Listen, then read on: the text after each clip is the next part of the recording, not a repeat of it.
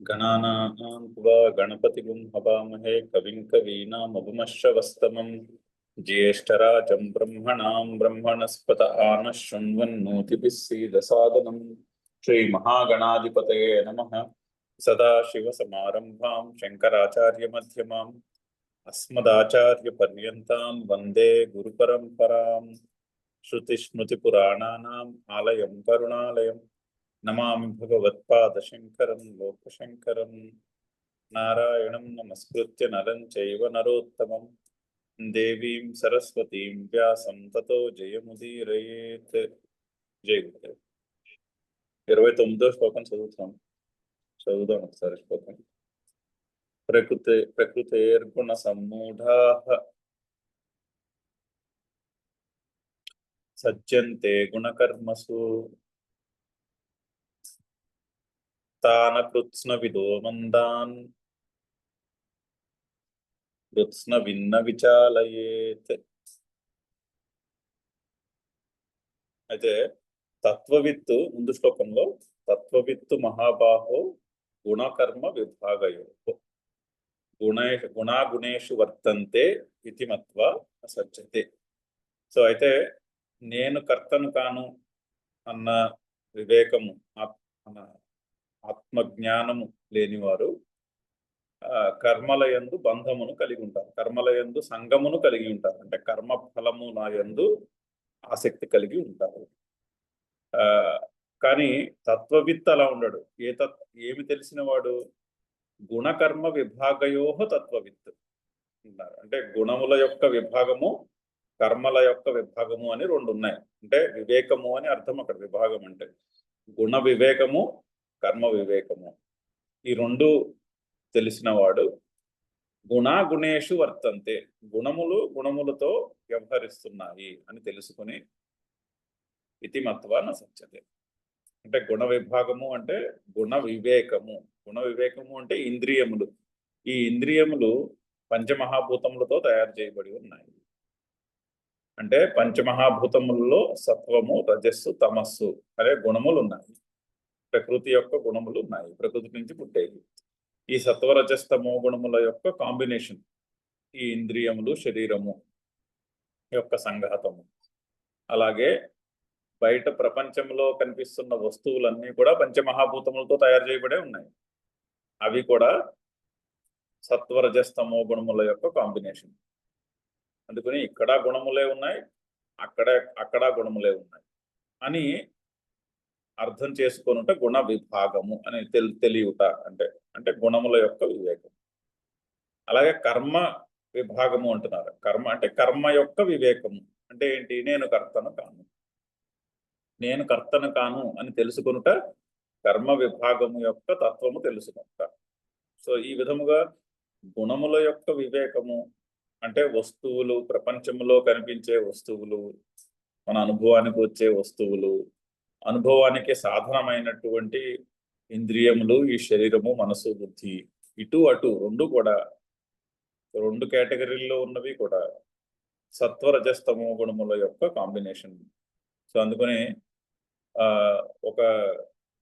మీరు నాసికతోటి గులాబీ పువ్వుని ఆఘ్రాణిస్తుంటే ఇటువైపు పంచమహాభూతములే ఉన్నాయి, అటువైపు పంచమహాభూతములే. సో పంచమహాభూతములతో వ్యవహరిస్తున్నాయి. ఇందులో నేను గులాబీ పువ్వుని ఆఘ్రాణిస్తున్నాను అన్నది లేదు అని తెలుసుకునుట గుణకర్మ విభాగయోహ తత్వవిత్తు. అంటే గుణముల యొక్క విభాగము తెలుసుకున్నవాడు మరియు కర్మ విభాగమును తెలుసుకున్నవాడు అని అర్థం. అంటే గుణ వివేకము కర్మ వివేకము తెలిసి ఉన్నవాడు గుణాగుణేషు వర్తంతే, గుణములు గుణములతో వ్యవహరిస్తున్నాయి అంతేనే. కానీ ఇక్కడ కర్త లేడు. క్రియ ఉన్నది కానీ కర్త లేదు. అయితే కర్తృత్వం ఎక్కడ వస్తుందని చెప్పారు, అది కూడా చెప్పారు ముందు శ్లోకం యొక్క భాష్యంలో. ఎక్కడైతే ఇది నాది అన్నటువంటి అభిమానం ఉంటుందో అక్కడే కర్తృత్వం ఉంటుంది. ఇప్పుడు శరీరములో జీవితాంతము రక్త ప్రసరణ జరుగుతుంది, కానీ అందులో మనం కర్తృత్వము అటాచ్ చేయము సాధారణంగా. నా వలన రక్త ప్రసరణ జరుగుతుందంటామా? లేదు, మనము. కానీ ఎక్కడైతే అభిమానం ఉంటుందో, ఇది నాది, నేను ఫలానా అన్నటువంటి అభిమానం ఉంటుందో అక్కడ కర్తృత్వం వస్తుంది. సో అన్ని మనం కూడా చాలా సెలెక్టివ్గా కర్తృత్వాన్ని అప్లై చేస్తాం.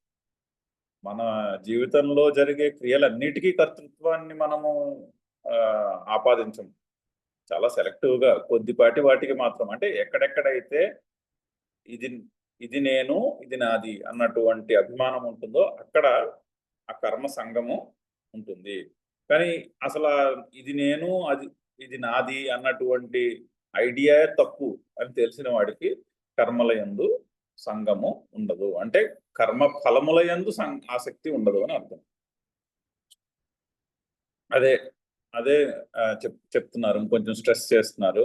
ఏ పునః ఇంకా ఇంకా ఏమిటంటే ప్రకృతే గుణ సమ్మూఢా సజ్జంతే గుణకర్మసు. సో గుణ సమ్మూఢా అంటే గుణముల చేత మోహితుడై, అంటే గుణముల యందు తన యొక్క అభిమానమును ఆపాదించుకుని, ఇది నాది అంటే ఈ శరీరము నేను అన్నటువంటి అభిమానం, దేహాభిమానమును ఆపాదించుకున్నవాడు అటువంటి వాళ్ళు గుణ సమ్మూఢ, గుణముల చేత మోహింపబడి, అంటే ఇన్కరెక్ట్ అండర్స్టాండింగ్, ఒక తప్పుడు బుద్ధి నిశ్చయమును చేసుకున్న వాళ్ళు గుణకర్మసు సజ్జంతే, గుణముల యొక్క కర్మల యందు, అంటే గుణముల వల్ల నడుస్తున్నాయి ఈ క్రియలు. సత్వరజస్తమో గుణముల యొక్క ఆ కాంబినేషన్స్ ని బట్టి ఈ క్రియలు నడుస్తుంది. కానీ ఆ గుణముల చేత నడిపింపబడుతున్నటువంటి ఈ క్రియల యందు సజ్జంతే, వాళ్ళు నేను చేస్తున్నాను అని అనేటటువంటి ఒక అజ్ఞానంతో కర్మల యందు సంగము కలిగి ఉంటారు. తాన్ అకృత్స్న విధ తాన్, వాళ్ళు అకృత్స్న విధులు. కృత్స్నవిత్ అంటే పూర్తిగా తెలిసిన వాళ్ళని అర్థం. అకృత్స్నవిత్ అంటే పూర్తిగా తెలియని వాడని, అంటే కొంచెం తెలుసుకున్న వాళ్ళు, అసలు తెలుసుకోను ఏంటి నేను కర్తను కాను అన్న అసలు ఐడియా ఉండదు. ఎంతసేపు కర్మఫలము, కర్మఫలము అంతే, ఆ కర్మఫలాన్ని సాధించుట, ఆ సాధ్య సాధన ఆ సైకిల్లోనే ఉండిపోతారు. వాళ్ళు అకృత్స్న విధులు, అంటే అసలు తెలుసుకోలేదు లేదా కొంచెం కొంచెం తెలుసుకున్నారు. అసలు నేను కర్తను కాను అనే ఐడియా ఒకటి ఉంది, ఆ ప్రిన్సిపల్ ని ఆలోచించి తెలుసుకోవాలి. నిష్కామ కర్మ అనే ఐడియా ఒకటి ఉంది, నిష్కామంగా కర్మలు చేయొచ్చు అనేటటువంటి ఒక ఆప్షన్ ఉంది మనిషికి అనేటటువంటిదే పూర్తిగా ఇంకా తెలియలేదు. వాళ్ళు అకృత్స్న విధులు, పూర్తిగా తెలుసుకున్న వాళ్ళు అంతే కదా. కర్మ యొక్క విభాగము తెలుసుకోలేదు, కర్మ వివేకము తెలుసుకోలేదు, గుణ వివేకము తెలుసుకోలేదు, అసలు అలాంటిది ఒకటి ఉంటుందని కూడా తెలుసుకోలేదు. వాళ్ళు అకృత్స్న విధులు. మందులు, మందాన్ అంటే మందమైనటువంటి ప్రజ్ఞ కలవారు, వాళ్ళని తాన్ అకృత్స్న విధ మందాన్ కృత్స్నవిత్ నా విచారయేత్. కృత్స్నవిత్ అంటే పూర్తిగా తెలుసుకున్నవాడు, కృత్స్నవిత్ అంటే సంపూర్ణముగా తెలుసుకున్నవాడు అని అర్థం. సంపూర్ణముగా తెలుసుకోవడం అంటూ ఎప్పుడు ఉంటుందంటే ఆత్మస్వరూపము తెలిసినప్పుడే సంపూర్ణముగా తెలుసుకోవడం అనేది ఉంటుంది. అంతవరకు ఎంత తెలుసుకున్నా ఇంకా తెలుసుకోవాల్సింది ఉంటూనే ఉంటుంది. మనం ఫర్ ఎగ్జాంపుల్ సైన్స్ లో చూస్తాం, ఎంత తెలిసినా కూడా ఇంకా తెలుస్తూనే ఉంటుంది. ఏ విషయమైనా సరే, ఫిజిక్స్ తీసుకోండి, బయాలజీ తీసుకోండి, కెమిస్ట్రీ తీసుకోండి, ఎంత తెలుసుకున్నా సరే శాస్త్రవేత్తలు ఇంకా తెలుసుకోవాల్సింది బోల్డ్ అంత ఉంటుంది. ఆ విధంగా కృత్స్నవిత్ అంటే సంపూర్ణముగా తెలుసుకుంట. అది ఎప్పుడు జరుగుతుంది? ఆత్మస్వరూపము తెలుసుకున్నప్పుడే జరుగుతుంది. వేరొక మార్గం లేదు పూర్తిగా తెలుసుకోవడం. సో కృత్స్నవిత్ నా విచారయేత్, ఆత్మస్వరూపము తెలుసుకున్నవాడు పూర్తిగా నా విచారయేత్ అంటే అకృత్స్నవితుణ్ణి. ఎవరైతే కర్మల యొక్క కర్మఫలముల యందు ఆసక్తి కలిగి కర్మలు చేస్తూ ఉంటారో వాళ్ళలో వీళ్ళు బుద్ధిభేదమును కలిగించరు. ఇప్పుడు ఒకళ్ళు సత్యనారాయణ వ్రతం చేసుకుంటున్నారు అనుకోండి, సత్యనారాయణ వ్రతం యొక్క ఫలము మీద ఆసక్తి ఉండి సత్యనారాయణ వ్రతం చేసుకుంటుంటే వాళ్ళ దగ్గరికి వెళ్ళి ఇదిగో నువ్వు కర్తవు కాదు అని చెప్పి వాళ్ళకి చెప్పరు. సరే, వాళ్ళకి ఇంట్రెస్ట్ ఉన్న కర్మల్ని వాళ్ళని చేసుకోమని ఎంకరేజ్ చేస్తారే కానీ వాళ్ళలో బుద్ధి భేదమును కలిగించరు. కృత్స్నవిత్ నా విచారయేత్, నా బుద్ధి భేదం జనయేత్, అక్కడ మొదలైందిగా ఇన్స్ట్రక్షన్. అదే ఇక్కడ చెప్తున్నారు, ఆ మాటని కంక్లూడ్ చేస్తున్నారు. సో కృత్స్నవిత్ అంటే పూర్ణత్వము అనుభవానికి వచ్చిన వారు, ఇంకా తెలుసుకోవాల్సింది ఏమీ లేదు, తెలుసుకోవాల్సినంత తెలుసుకున్నారు. అటువంటి వాళ్ళు అకృత్స్న విధ మందాన్ నా విచారయత్, పని కట్టుకుని వెళ్ళి వాళ్ళలో బుద్ధి భేదాన్ని కలిగించరు. కానీ ఎప్పుడు చెప్తారు? ముముక్షువులై వచ్చి ప్రశ్న అడిగినప్పుడు చెప్తారు. ఈ బంధము నుంచి ఏ విధముగా నేను పెంచుకోవాలి అని అడిగినప్పుడు చెప్తారు, ఇప్పుడే చెప్తారు. అందుకనే మహాత్ములు ఏం చెప్తారంటే భగవద్గీత శ్లోకాలని ర్యాండమ్ గా అక్కడ ఇక్కడ కోట్ చేయొద్దని చెప్తారు. ఎందుకంటే మీరు ఇక్కడ ఏ శ్లోకం పుట్టుకున్నా, ఏ శ్లోకం తీసుకున్నా కూడా ఇలాగే ఉంటుంది పాఠం. నేను కర్తను కాను అనే అనే అనే మాటకి వస్తుంది, అటు తిరిగి ఇటు తిరిగి అక్కడికే వస్తుంది మళ్ళీ ఇన్స్ట్రక్షన్. కర్మఫలముల మీద ఆసక్తి వదిలేసి కర్మలు చేయాలి, నిష్కామ కర్మ చేయాలి, అక్కడికే వస్తుంది. ఏ శ్లోకం తీసినా అక్కడికి వస్తుంది ఇన్స్ట్రక్షన్. సో అందుకని భగవద్గీత శ్లోకములు ర్యాండమ్ గా కోట్ చేయకుండా ఎప్పుడు చెప్పాలి అంటే ఇగో ఇలాగ కూర్చుని మనము భగవద్గీత చదువుకుంటున్నాము అనే డిస్కషన్ వచ్చినప్పుడు అప్పుడు భగవద్గీత శ్లోకాలు దాని యొక్క అర్థాలు చెప్పడం అనేది అది అప్రాప్రియేట్ గా ఉంటుంది. ఎందుకంటే అప్పుడు మనం అందరము ఓకే, అసలు ఆత్మస్వరూపం తెలుసుకోవడం అంటూ ఒకటి ఉన్నది, నిష్కామంగా కర్మలు చేయుట అనేది ఒకటి ఉన్నది, కర్మయోగం అనేది ఒకటి ఉన్నది, కర్మయోగం ద్వారా అంతఃకరణ శుద్ధి, తద్వారా జ్ఞానప్రాప్తి, తద్వారా మోక్షము అనేటటువంటి ఒక మార్గం ఉన్నది.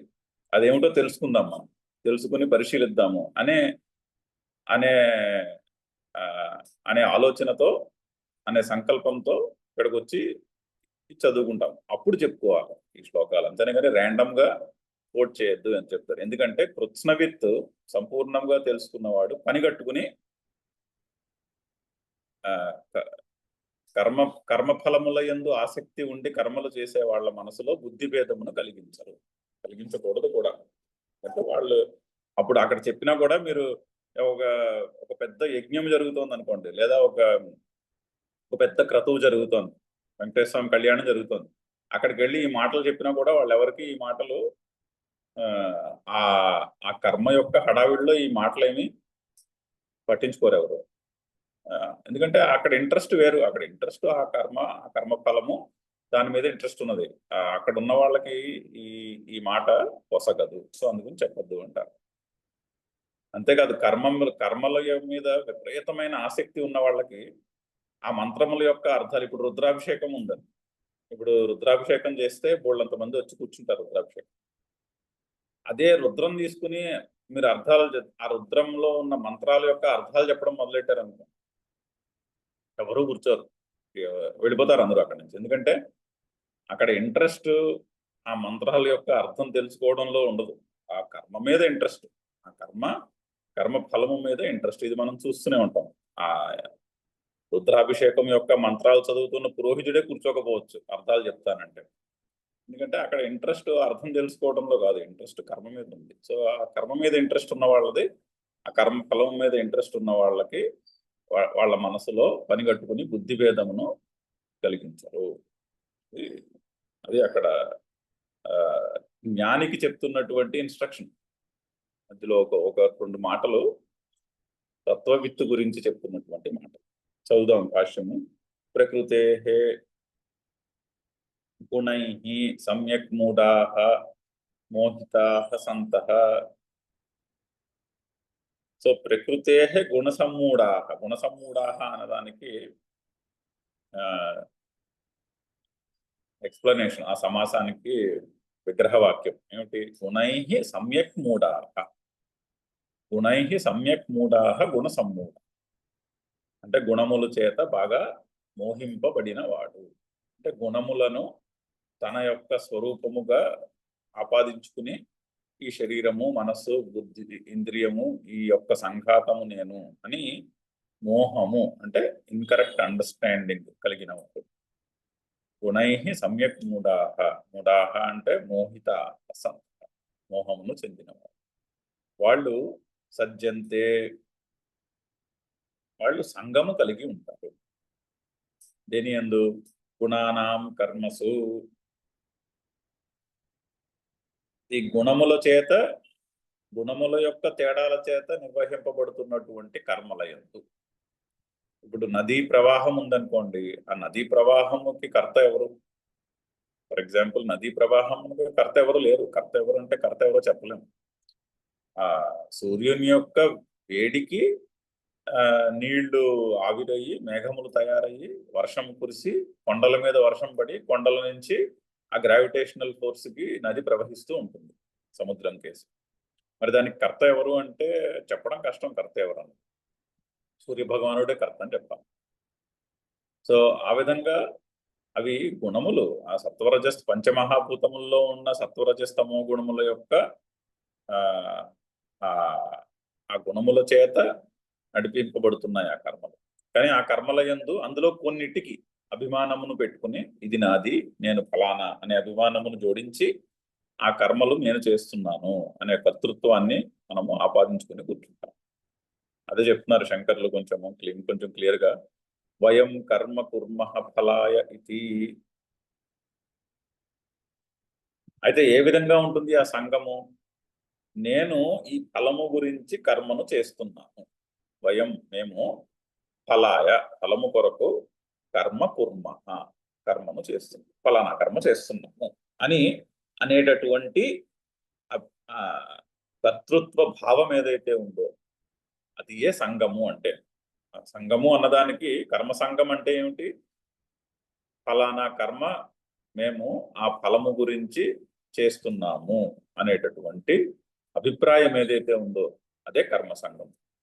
ఫలముల యందు ఆసక్తి, ఫలాభిసంధి పూర్వక కర్తృత్వ భావమే సంగం. ఫలము మీద ఆసక్తి లేకపోతే కర్తృత్వం కూడా ఉండదు. ఫలాభిసంధి పూర్వక కర్తృత్వ భావమే సంగము అని చెప్తున్నారు. చాలా మంచి డెఫినేషన్. వయం ఫలాయ కర్మ కుర్మః, అదే సంగం అంటే. తాన్ కర్మ సంగినః, ఆ కర్మ సంగము కలిగిన వారికి, అకృత్స్నవిదః, పూర్తిగా తెలుసుకోని వారికి. కానీ ఎందుకు వాళ్ళు పూర్తిగా తెలుసుకోని వాళ్ళు? వాళ్ళ దృష్టికోణం ఎంతవరకు ఉన్నది? కర్మఫల మాత్రదర్శినః, ఎంతసేపు కర్మఫలము కర్మ అంతే, అదే తెలిసింది వారికి. అది లౌకికమైన కర్మ కావచ్చు, లేదా అలౌకికమైన కర్మ కావచ్చు. ఇప్పుడు ఒక కర్మ చేసి పుణ్యము పొంది స్వర్గము సంపాదించాము అనేటటువంటి ఐడియా ఉందనుకోండి, అది పూర్తిగా తెలుసుకున్నట్టు కాదు కదా. కొంతే తెలుసుకున్నాం మ్యాటర్, పూర్తిగా తెలుసుకోలేదు విషయం. ఎందుకంటే ఎంతవరకు తెలుసుకున్నాము? పలానా కర్మ చేస్తే పుణ్యం వస్తుంది, ఆ పుణ్యము వలన స్వర్గము సిద్ధిస్తుంది, అంతవరకే తెలుసుకున్నాం. కానీ పూర్తిగా తెలుసుకోవడం అంటే ఏంటి? ఎంత పుణ్యం సంపాదించి స్వర్గంను సిద్ధించుకున్నా ఆ స్వర్గము అనిత్యము, నిత్యముగా స్వర్గములో అనేది ఉండదు. ఆ పుణ్యము యొక్క ఆ వ్యవధి, ఆ కాలం అయిపోయిన తర్వాత మళ్ళీ భూలోకంలో పుట్టవలసిందే. మళ్ళీ పుట్టి మళ్ళీ ఇంకో జన్మనెత్తి మళ్ళీ కర్మలు చేయవలసిందే అని పూర్తిగా తెలుసుకోలేగా అన్న second half of the matter ఉంది. అది తెలుసుకునే లేదు అంటే ఏంటి? పూర్తిగా తెలుసుకోని వాళ్ళు అని అర్థం. అందుకని అకృత్స్నవిదః అంటున్నారు. ఎందుకు పూర్తిగా తెలుసుకోలేకపోతున్నారంటే ఎంతసేపు దృష్టి కర్మఫలము కర్మ అంతవరకే ఉంది దృష్టి. కర్మఫల మాత్ర దర్శన. ఆ కర్మఫలమును వదిలేస్తే అప్పుడు పూర్తిగా తెలుసుకోవడం అనే అవకాశం ఉంటుంది. కర్మఫలాన్ని వదలకపోతే పూర్తిగా తెలుసుకోవడం అనేది ఉండదు అని చెప్తున్నారు. మందాన్ మంద ప్రజ్ఞాన్, అది పూర్తిగా కర్మఫలాన్ని వదిలేసి పూర్తిగా తెలుసుకోవడము అనే ఐడియా లేదు. అందుకని మంద ప్రజ్ఞులు అటువంటి వాళ్ళు. మంద ప్రజ్ఞులు, మందమైనటువంటి ప్రజ్ఞ కలవారు. అంటే అందుకే నిష్కామ కర్మ గురించి డిస్కషన్ వచ్చినప్పుడు అసలు నిష్కామ కర్మ సాధ్యమా అన్న ప్రశ్న వస్తుంది. ఆ ప్రశ్న మంద ప్రజ్ఞ నుంచి పుట్టిన ప్రశ్న అంటున్నారు. అంటే సూపర్ఫిషియల్ థింకింగ్, అంటే పైన స్థూలముగానే ఆలోచిస్తున్నాం. నిష్కామ కర్మ అనేది ఉండదు అని చాలా మంది వాదిస్తారు. అదేమిటి, అసలు కోరిక లేకపోతే కర్మ ఎలా చేస్తారు? ఇప్పుడు మీరు ఈ పాఠం చదువుకుంటున్నాం అనుకోండి, ఈ పాఠం చదవడానికి మాత్రం వెనక కోరిక లేదా అని అని ఒక వితండ వాదన వస్తుంది. ఆ వాదన కరెక్ట్ కాదు. ఎందుకంటే ఈ పాఠం చదువుకోవడం వల్ల ఇందులోంచి నేనేదో భోగాన్ని పొందుతానని ఎవరూ చదువుకోవట్లేదు కదా. ఇప్పుడున్న విషయం ఏమిటి, అసలు భగవద్గీతలో ఏం చెప్పారు, ఉపనిషత్తుల్లో ఏం చెప్పారు అని జిజ్ఞాస. అది మన జీవితానికి ఎలాగ ఉపయోగపడుతుంది, అది నా అంతఃకరణ శుద్ధిని కలుగజేస్తుందా, ఈ సుఖదుఖముల యొక్క ఈ నాన్ స్టాప్ సైకిల్ నుంచి బయటకు వచ్చే అవకాశం ఉన్నదా అనే దృష్టికోణంతో చదువుకునేటటువంటి శాస్త్రం. సో ఇక్కడ దీన్ని కామ్యకర్మలో పెట్టరు. అసలు ఇది కామ్యకర్మలోకి రానే రాదు. ఆ మాట కామ్యకర్మకు వర్తిస్తుంది. అదేంటి సూపర్ఫిషియల్ థింకింగ్ అనే మాట. సో కానీ ఒక రకమైనటువంటి వితండవాదన చేస్తారు. అది కరెక్ట్ కాదు అంటున్నారు. సో అది మందప్రజ్ఞ నుంచి పుట్టినటువంటి ప్రశ్న. సో ఎందుకంటే కర్మఫలము మాత్రం ఎంతసేపు దృష్టికోణము కర్మఫలమే. అది అందులోంచి అలాగే ఉంటే అది మందప్రజ్ఞ. కానీ కృత్స్నవిత్, ఆత్మవిత్. కృత్స్నవిత్ అంటే ఆత్మ, ఇందాక చెప్పుకున్నట్టు సంపూర్ణముగా తెలుసుకుంటా అంటే ఆత్మస్వరూపమును తెలుసుకున్నట్టే సంపూర్ణముగా తెలుసుకుంటా. ఇంకేది తెలుసుకున్నా కూడా సంపూర్ణముగా తెలుసుకోవడం అనేది జరగదు. మిగిలిన విషయాల్లో లౌకికమైన విషయాలు కావచ్చు, అలౌకికమైన విషయాలు కావచ్చు, ఎంత తెలుసుకున్నా ఇంకా తెలుసుకోవాల్సింది ఉంటుంది. సో కృత్స్నవిత్, ఆత్మవిత్, స్వయం న విచాలయేత్. స్వయంగా తాను పని కట్టుకుని మందబుద్ధి ఉన్న వాళ్ళ బుద్ధిలో బుద్ధి భేదాన్ని కలిగించదు. బుద్ధి భేద కరణమేవ చాలనం తత్న కుర్యాతి తత్ ఇత్యర్థః. ఆ బుద్ధి భేదమును పనిగట్టుకుని వాళ్ళలో కలిగించరు అని అర్థం. అయితే గుణములు ముందు గుణ విభాగం వచ్చినప్పుడు చెప్పబోతున్నాడు శ్రీకృష్ణుడే. సత్వరజస్తమో గుణాలు 3 కూడా బంధిస్తాయి. సత్వగుణమేమో అన్ని క్లియర్ గా తెలిసేటట్టు చేస్తుంది, కానీ సుఖ సంగేన జ్ఞాన సంగేన బధ్నాతి అని చెప్తారు. రాబోతోంది అది తర్వాత చాప్టర్ లో. రజోగుణము కర్మసంగము తృష్ణ కలిగిస్తుంది. రజోగుణం తృష్ణ కలిగించి కర్మఫలముల మీద ఆసక్తితో బంధిస్తుంది. తమస్సేమో అజ్ఞానము, మోహము అంటే ఇన్కరెక్ట్ అండర్స్టాండింగ్ తో బంధిస్తుంది. ఏ విధంగా బంధిస్తుంది? ప్రమాదాలస్య నిద్రాభి బధ్నాతి అని చెప్పబోతున్నారు. అంటే ప్రమాదము అంటే తెలిస్తే తప్పులు చేయుట, ఎక్కువగా నిద్రపోవుట,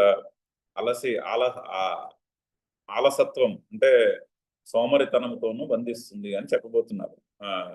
వస్తుంది రానున్న చాప్టర్లో ఎక్కడో అది వస్తుంది. సత్వ రజస్తమో గుణములు 3 కూడా బంధిస్తాయి అని తెలుసుకున్నవాడు కర్మల యందు సంగము కలిగి ఉండడు. పైగా అలా సంగము లేనివాడు పనిగట్టుకుని సంగము ఉన్న వారిని వాళ్ళ మనసులో వాళ్ళ బుద్ధిలో బుద్ధి భేదమును కలిగించరు. అది శ్లోకం చదువుదాము. ప్రకృతేర్గుణ సమ్మూఢాః సజ్జంతే గుణకర్మసు తాన కృత్స్నవిదో మందాన్ కృత్స్నవిన్న విచాలయేత్. మయి సర్వాణి కర్మాణి సన్యస్యాధ్యాత్మచేతసా నిరాశీర్నిర్మమో భూత్వా యుధ్యస్వ విగతజ్వరః. ఇది ఒక గోల్డెన్ అక్షరాలతో ప్రింట్ చేసుకోవాల్సినటువంటి శ్లోకం. చాలా మంచి శ్లోకము. అవతారిక చూద్దాము. కథం పునః కర్మణి అధికృతేన అజ్ఞేన ముముక్షుణా కర్మ కర్తవ్యం ఇది ఉచ్యతే. అయితే కర్మణి అధికృతేన అజ్ఞేన అంటే నేను కర్తను కాను అనేటటువంటి వివేకము లేనివారు కర్మలయందు యోగ్యత కలిగి ఉన్నవారు. వాడికే కర్మలయందు యోగ్యత. నేను కర్తను కాను అనుకున్న వాడికి కర్మయందు యోగ్యత లేదు, కర్మతో అవసరం లేదు. సో నేను కర్తను అనుకునేవారు అంటే అజ్ఞేన కర్మని అధికృతేన, పైగా ముముక్షువై ఉండాలి. అంటే ఈ ఈ సుఖ దుఃఖముల యొక్క బంధము నుంచి నాకు పర్మనెంట్ కొంత రిలీఫ్ కావాలి అనేటటువంటి సైకలాజికల్ ఫ్రీడమ్ గురించి సంకల్పం, అంటే ఇది సైకలాజికల్ ఫ్రీడమ్ ఉండాలి అనేటటువంటి ఐడియా ఉన్నవాళ్ళు వాళ్ళు ముముక్షువు చేత కథం కర్మ కర్తవ్యం. ఆ కథం పట్టుకొచ్చి తర్వాత పెట్టుకోవాలి సెంటెన్స్ లో. కథం కర్మ కర్తవ్యం, ఏ విధముగా కర్మ చేయవలేదు. అంటే సైకలాజికల్ ఫ్రీడమ్, స్ట్రెస్ ఫ్రీగా ఉండాలి జీవితం అనుకుంటే, అనే థాట్ ఉంటే, స్ట్రెస్ ఫ్రీగా లైఫ్ ఉండాలి అన్నటువంటి థాట్ ఉంటే అప్పుడు కర్మలు ఎలా చేయాలి అది ప్రశ్న. దానికి సమాధానం చెప్తున్నా. చాలా మంచి, చాలా బ్రహ్మాండమైన శ్లోకం. అయితే జీవితంలో ఎప్పుడూ కూడా అసలు జీవితం ఎలా జీవించాలి అన్నటువంటి ప్రశ్నకు సమాధానం ఈ శ్లోకం. చాలా చక్కని డైరెక్షన్, ఐడియా. యుధ్యస్వ విగత జ్వర. యుధ్యస్వ అంటున్నారు అంటే ముందుకు అడుగేయాలంతే. ఇప్పుడు శ్రీరాముడు ఉన్నాడు అనుకోండి రామాయణం. శ్రీరాముడు అంత గొప్ప వ్యక్తి ఎందుకయ్యాడంటే జీవితంలో ఎన్ని కష్టాలు వచ్చినా కూడా వెనకడుగు వేయలేదు. అందుకునే శ్రీరాముడు భగవంతుడిలా కొలవబడతాడు. విష్ణుమూర్తి మనిషిలా పుట్టి అలా చేసుకున్నాడంటే అందులోంచి మనం తెలుసుకునేది ఏం లేదు. ఆ జీవితంలో ఎన్ని కష్టాలు వచ్చినా వెనకడుగు వేయకుండా ముందడుగే వేశాడు ఎప్పుడు అని మనము ఆయన జీవితాన్ని పరిశీలిస్తే అప్పుడు అర్థమవుతుంది. జీవితం ఆ విధంగా గడిపాడు కాబట్టి ఆయన విష్ణుమూర్తి అయ్యాడు. అంటే జీవితము ఆ విధంగా గడిపాడు కాబట్టి జనులు అతనిని పరమాత్మలా కొలవడం మొదలుపెట్టారు, పూజించడం మొదలుపెట్టారు. సో యుధ్యస్వ, ఎప్పుడు ముందడుగే.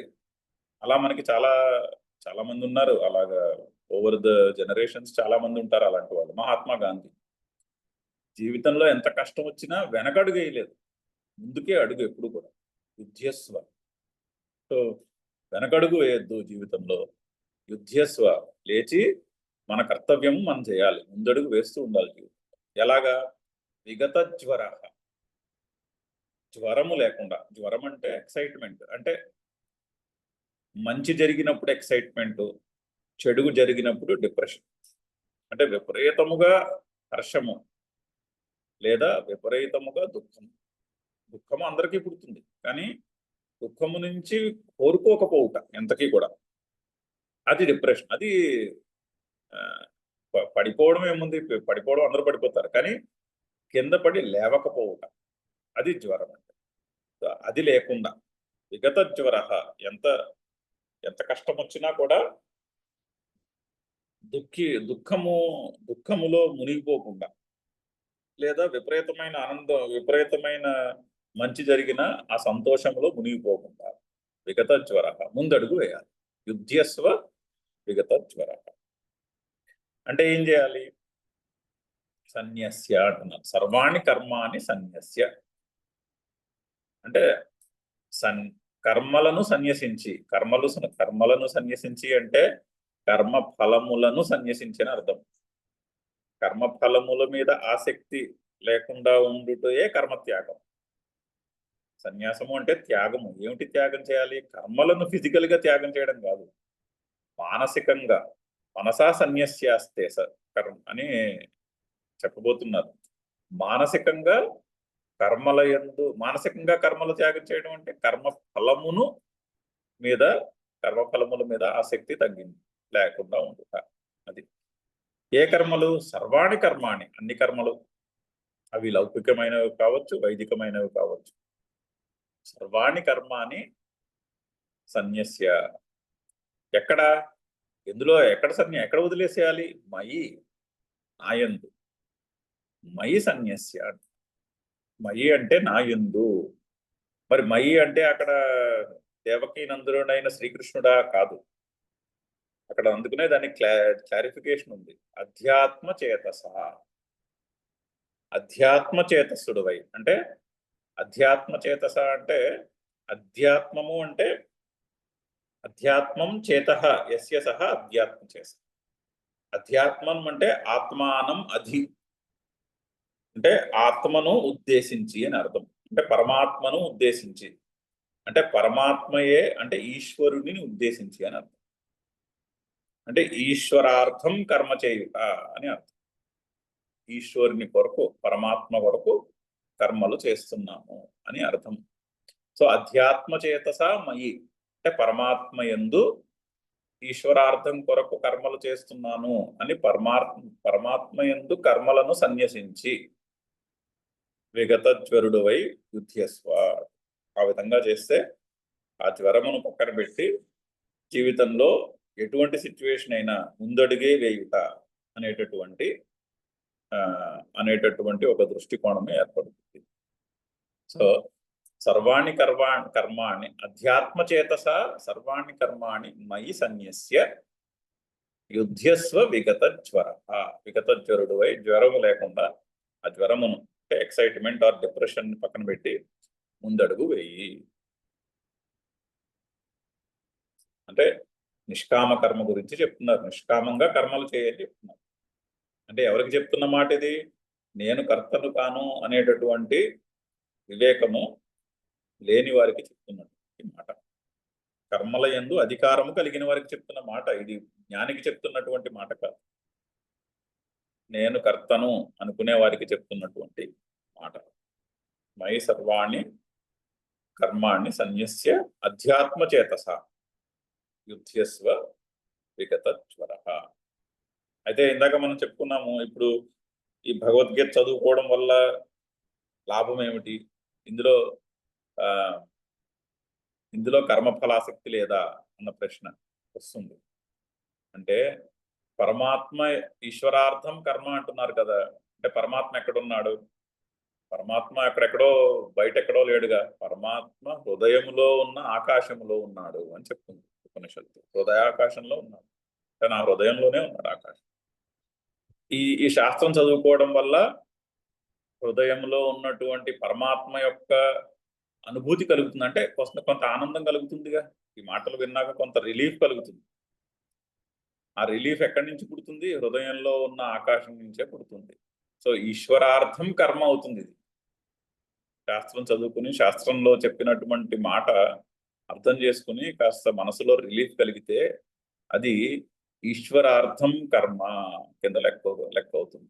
అందుకని అక్కడ కర్మఫలం ఉందని చెప్పుట కుదరదు, చెప్పకూడదు దాని గురించి. సో దాని గురించి చెప్పట్లేదు కర్మఫలాసక్తి అంటే. కర్మఫలాసక్తి అంటే ఒక పర్టికులర్ లౌకికమైన లేక వైదికమైన కర్మ, దాని ఉన్న ఫలము ఆశ, అది ఆ కర్మ ఫలముల మీద ఆసక్తి గురించి చెప్తుంది. ఆ విధంగా అధ్యాత్మ చేతస హృదయంలో ఉన్నటువంటి పరమాత్మ కొరకు నేను కర్మలు చేస్తున్నా అని ఈశ్వరార్థం కర్మ అని నిష్కామంగా కర్మలు చేసి యుధ్యస్వ విగత జ్వర అని చెప్పు. అలాగే అలా చేసినప్పుడు ఏమవుతారు? నిరాశీహి అంటే ఆసక్తి, ఫలముల మీద ఆసక్తి లేనివాడవై అని. నిరాశీహి అంటే నిష్కాముడవై అని అర్థం. నిరాశీహి అంటే నిష్కామ అని అర్థం. కోరిక లేకుండా అంటే కోరిక లేకుండా అంటే కర్మ ఫలముల మీద ఆసక్తి లేకుండా అని అర్థం. నిరాశీహి నిర్మమ, మమకారము లేకుండా. మమకారము అంటే ఇది నాది, నేను ఫలానా అనేటటువంటి మమకారము లేకుండా నిరాశీహి నిర్మమ భూత్వా యుధ్యస్వ విగత జ్వర. చాలా చక్కని శ్లోకం. పెద్ద పెద్ద అక్షరాలతో ప్రింట్ చేసుకుని పెట్టుకోవచ్చు. మయి సర్వాణి కర్మాణి సన్యస్య అధ్యాత్మ చేతస నిరాశీహి నిర్మమ భూత్వా యుధ్యస్వ విగత జ్వర. చదువుదాం భాష్యము. మయి వాసుదేవే పరమేశ్వరే సర్వజ్ఞే సర్వాత్మని చూడండి, ఆ మయి అన్న శబ్దమునకు అన్ని రకాలుగా అర్థం చెప్తున్నారు శంకర్. భగవద్గీతలో ఇదివరకు కూడా చెప్పుకున్నాం, భగవద్గీతలో నేను, నా యందు అని చాలాసార్లు అంటాడు శ్రీకృష్ణుడు. కానీ అది దేవకీ నందనుడైన శ్రీకృష్ణుడు మాట కింద చెప్పట్లేదు. శ్రీ భగవాను వాచ అని మొదలు పెడుతున్నాం ఇన్స్ట్రక్షన్. సో పరమాత్మ యందు అని అర్థం. మయి అంటే నా యందు అని అర్థం. కానీ అక్కడ మయి అంటే వాసుదేవే, వాసుదేవుని యందు. మళ్ళీ వాసుదేవుడు అంటే దేవకీ నందుడునైన శ్రీకృష్ణుడు అని అక్కడికి వెళ్ళిపోకూడదు. వాసుశ్చ అసౌ దేవశ్చ. వాసుహు అంటే వసంతి జగంతి అస్మిన్ అని అర్థం. దానికి ఉత్పత్తి అంటే జగత్తులు దీని యందు ఉంటాయి. జగంతి అంటే జగత్ శబ్దమునకు బహువచనం, ప్రథమా బహువచనం. జగతి జగంతి వసంతి అస్మిన్ వసంతి. జగత్తులు దీని యందు ఉంటున్నాయి కాబట్టి అది వాసుకు, అది పరమాత్మ. అలాగే దేవ అంటే ప్రకాశము అంటే స్వయంగా ప్రకాశిస్తున్నటువంటి తత్వము కాబట్టి దేవ. దీని యందు జగత్తులు ఉన్నాయి, ఇది స్వయంగా ప్రకాశిస్తూ ఉంటుంది కాబట్టి అది వాసుదేవ. వాసుశ్చ అసౌ దేవ. అటువంటి వాసుదేవుని యందు అంటే అటువంటి పరమాత్మ యందు అంటే జగత్తులు అందులోనే నివసిస్తాయి, అందులోనే ఉంటాయి, జగత్తులు దాని యందే ప్రకాశిస్తూ ఉంటాయి అని అర్థం వాసుదేవ శబ్దం. అటువంటి పరమాత్మ యందు, అదే పరమేశ్వరే, ఆ పరమేశ్వరుని యందు సర్వజ్ఞే, సర్వము తెలిసిన దాన్ని తెలుసుకునే దాని యందు అంటే సర్వము ఆ జ్ఞానములో ప్రకాశిస్తూ ఉంటుంది, అటువంటి తత్వము నందు. ఈ సర్వజ్ఞ శబ్దమునకు కూడా శంకర్లు ఉపనిషత్తు భాష్యాల్లో చాలా చక్కగా ఎక్స్ప్లెయిన్ చేస్తారు. ద్వైతుల యొక్క పూర్వపక్షము చాలా ఇంపార్టెంట్ పూర్వపక్షం ఈ సర్వజ్ఞ శబ్దం. అంటే పరమాత్మ సర్వజ్ఞుడు, నేను అల్పజ్ఞుడను అనేటటువంటి ఒక డిస్టింక్షన్ పెడతారు. నాకు కొంచెమే తెలుసు, పరమాత్మకి అంతయును తెలుసును అని అలా లిటరల్ గా దాన్ని ఇంటర్ప్రిటేషన్ చేస్తారు. అది కాదు సర్వజ్ఞ శబ్దం నాకు అర్థం. అలా ఆలోచిస్తే పూర్తిగా తెలిసిన వాడు ఎవడు ఉండడు. సర్వజ్ఞ శబ్దమునకు అర్థము ఆత్మస్వరూపము తెలుసుకున్నవాడని. అంటే సర్వము కూడా నా హృదయంలో ఉన్నటువంటి ప్రకాశంలోనే తెలుస్తూ ఉంటుంది. సో అందరూ సర్వజ్ఞులే. నా హృదయములో ఏ ప్రకాశం అయితే ఉన్నదో ఆ హృదయములో ఉన్నటువంటి ప్రకాశములో, ఆ వెలుగులోనే ఈ సృష్టి అంతా నాకు గోచరం అవుతున్నది. సో అందరూ సర్వజ్ఞులే అని శంకర్లు కఠోపనిషత్ భాష్యంలో క్లారిఫై చేస్తారు చాలా చక్కగా. సో అటువంటి పరమాత్మ యందు సర్వాత్మని, అందరిలోనూ ఆత్మస్వరూపముగా ఉన్నటువంటి ఆ పరమాత్మ యందు, అందరిలోనూ కూడా ఇప్పుడు నా హృదయంలో వెలుగు పరమాత్మ అంటే నా హృదయంలో ఉన్న వెలుగుకి పక్క జీవి హృదయంలో ఉన్న వెలుగుకి ఏమైనా తేడా ఉందా అన్న ప్రశ్న ఆలోచిస్తే తేడా ఉందని చెప్పడానికి హేతువు దొరకదు. ఎందుకంటే నాకు ఈ సృష్టి అంతా అదే వెలుగులో కనిపిస్తోంది, ఆ పక్క జీవికి కూడా అదే వెలుగులో సృష్టి కనిపిస్తుంది. సో నా హృదయంలో ఉన్న వెలుగుకి పక్క సృష్టి హృదయంలో ఉన్న వెలుగుకి ఏమి తేడా లేదు. ఏ విధంగానూ దాని తేడాలు చెప్పలేదు. ఉపాధికి తేడాలు చెప్పచ్చు, శరీరమునకు తేడా చెప్పచ్చు. ఈ శరీరం పెద్దది, ఆ శరీరం చిన్నది అని. లేదా ఈ శరీరం బలిష్టమైనది, ఆ శరీరము బలహీనమైనది అని ఉపాధికి తేడా చెప్పచ్చు. ఈ బుద్ధి పెద్దది, ఆ బుద్ధి చిన్నది అని, ఈ బుద్ధి మందబుద్ధి, ఆ బుద్ధి మందబుద్ధి కాదు అనే బుద్ధికి ఉపాధికి మీరు తేడాలు చెప్పగలుగుతారు. ఇంద్రియములకు ఉపాధి తేడాలు చెప్పగలుగుతారు. కానీ ఏ హృదయ ప్రకాశంలో అయితే ఇవన్నీ గోచరమవుతున్నాయో ఆ ప్రకాశంలో మీరు తేడాలు చెప్పలేరు. సో సర్వాత్మని. సో మై శబ్దమునకు అన్ని పర్యాయ పదాలు చెప్పారు. వాసుదేవే, పరమేశ్వరే, సర్వజ్ఞే, సర్వాత్మని. ఏం చేయాలి ఆ పరమాత్మ యందు? సర్వాణి కర్మాణి సన్యస్య నిక్షిప్య, కర్మలన్నీ కూడా ఆ పరమాత్మ యందు త్యాగము చేసి, అంటే ఆ పరమాత్మ కొరకు చేసి అని. అధ్యాత్మ చేతస వివేక బుద్ధ్య. అధ్యాత్మ చేతస్సు చేతస్సు అంటే మనస్సు మరి బుద్ధి. అధ్యాత్మము యందు నిశ్చితమైనటువంటి బుద్ధి అంటే వివేక బుద్ధి ద్వారా ఆత్మానాత్మ వివేక బుద్ధి చేత అని అర్థం. అధ్యాత్మ చేతస వివేక బుద్ధ్య అంటే పరమాత్మ యందే ఈ కర్మలన్నీ అనే బుద్ధి వివేకము చేత అహం కర్త ఈశ్వరాయ భృత్యవత్ కరోమి ఇత్యనయా బుద్ధ్యా. ఆ వివేక బుద్ధినే మళ్ళీ ఇంకొంచెము ఎక్స్ప్లెయిన్ చేసి చెప్తున్నారు. నేను ఈశ్వరుని కొరకు భృత్యవత్ కరోమి, ఈశ్వరుని కొరకు ఈ కర్మలన్నీ చేస్తాను, అంతేనే కానీ నా గురించి చేయట్లేదు. ఈశ్వరుని కొరకై భృత్యవత్ అంటే ఇప్పుడు ఒక ఉద్యోగిని ఆ ఓనర్ ఆ ప్రభువు ఒక కర్మయందు నియమిస్తాడు, ఆ విధంగా. సో ఈశ్వరుడు ఈ కర్మయందు నన్ను నియమించాడు అనే అభిప్రాయంతో నేను కర్మలు చేస్తాను, ఈశ్వరుని కొరకు చేస్తాను. ఈశ్వరుని యొక్క కర్మలు ఈశ్వరుని కొరకు చేస్తాను, నా కొరకు కాదు. ఎందుకంటే నా యోగక్షేమంలో ఆ ఈశ్వరుడే చూసుకుంటాడు. సో నేను మళ్ళీ వర్రీ అవ్వాల్సింది ఏం లేదు. నేను నియమింపబడిన కర్మను ఆ ఈశ్వరుని కొరకు చేస్తాను, అది వివేక బుద్ధి. అటువంటి వివేక బుద్ధి చేత అంటే కర్మఫలముల మీద సంగము లేకుండా చేస్తాను అని అర్థం.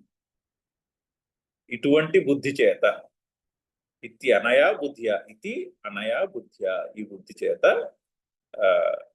సర్వాణి కర్మాణి పరమేశ్వరే నిక్షిప్య అని అర్థం. పరమేశ్వరుని యందు చేసి, పరమేశ్వరుని యందు త్యాగము చేసి అని అర్థం. కించ నిరాశీహి త్యక్తాశీహి. నిరాశీహి అంటే ఫలముల మీద ఆసక్తి వదిలేసి, త్యక్త ఆశీహి ఆసక్తిని త్యాగము చేసి, నిర్మమః మమ భావః చ నిర్గతః యస్య తవ సహ. నా మమ భావము అంటే మమకారము, ఇది నాది అనేటటువంటి భావము లేకుండా,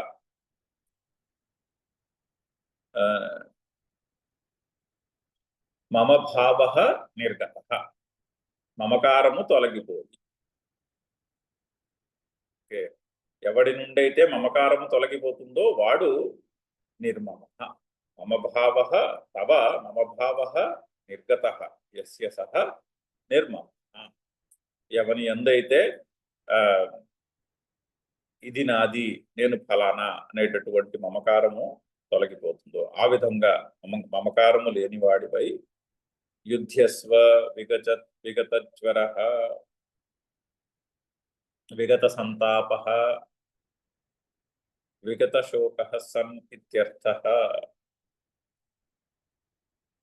సో విగత సంతాపము లేనివాడై అంటే ఆ దుఃఖము యొక్క బరువు లేనివాడై, ఆ బరువుకి ఇంకా నేను పైకి లేచి నుంచోలేను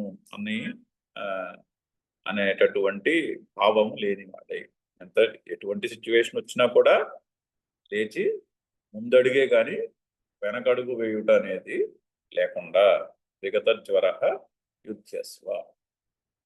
శ్లోకం యొక్క అర్థము. చదువుదో శ్లోకం ఇంకొకసారి. మయి సర్వాణి కర్మాణి సన్యస్యాధ్యాత్మచేతసా నిరాశీర్నిర్మమో భూత్వా యుధ్యస్వ విగతజ్వరః. ఓం పూర్ణమదః పూర్ణమిదం పూర్ణాత్ పూర్ణముదచ్యతే పూర్ణస్య పూర్ణమాదాయ పూర్ణమేవావశిష్యతే. ఓం శాంతి శాంతి శాంతి. హరి ఓం.